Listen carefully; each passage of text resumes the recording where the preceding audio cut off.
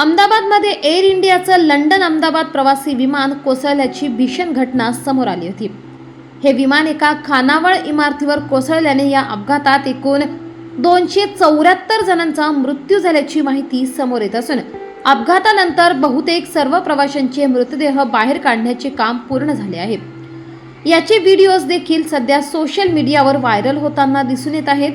1.25 lakh litre इंधन असल्यामुळे तापमान इतके जास्त झाले होते की कोणीही वाचण्याची शक्यता नसतानाच या विमान अपघातातून बचावलेले एकमेव प्रवासी 40 वर्षीय विश्वासकुमार रमेश हे बचावले असून त्यांना उपचारार्थ रुग्णालयात दाखल करण्यात आले। तसेच या विमान अपघातात कोणी पतीकडे निघाले होते, कोणी नव्या संसाराची सुरुवात करत होते, तर कोणी वाढदिवस साजरा करण्यासाठी जात होते। मात्र मध्येच काळाने गाठले आणि होत्याचं नव्हतं झालं। हृदय पिळवटून टाकणाऱ्या या दुर्घटनेने जगभर हळहळ व्यक्त केली जात असून मृतांच्या कुटुंबांकडून नातेवाईकांकडून आक्रोश करण्यात येत आहे। या अपघातानंतर पंतप्रधान मोदींनी अपघात स्थळाची पाहणी केली असून मोदी यांनी अधिकाऱ्यांसमवेत आढावा बैठकही घेतली। मृतांच्या वारसांना 1 कोटी भरपाई देण्याची घोषणा करण्यात आली। विमान अपघातातील मृतांचे नातेवाईक रुग्णालयाबाहेर शोक करत असून त्यांचा आक्रोश हृदय पिळवटून टाकणारा आहे। या अपघातात अनेकांनी आपल्या जवळचे नातेवाईक गमावलेत।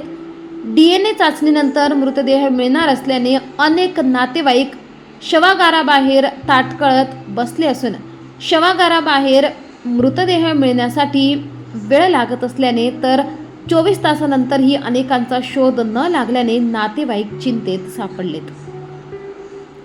तसेच या विमान अपघातात गुजरातचे माजी मुख्यमंत्री विजय रुपाणी यांचा देखील दुर्दैवी मृत्यू झालाय। अहमदाबाद एअर इंडियाच्या विमानाला झालेल्या अपघातातील मृतांच्या वारसांना 1 कोटी भरपाई देण्याची घोषणा कंपनीने केली आहे। याबद्दल तीव्र रोष व्यक्त करीत या पिता गमावलेल्या फाल्गुनी यांनी आपल्या भावनांना वाट मोकळी करून दिली। मला आता 1 कोटी रुपये तुम्ही देऊ इच्छिता, चला मीच तुम्हाला 2 कोटी रुपये देते।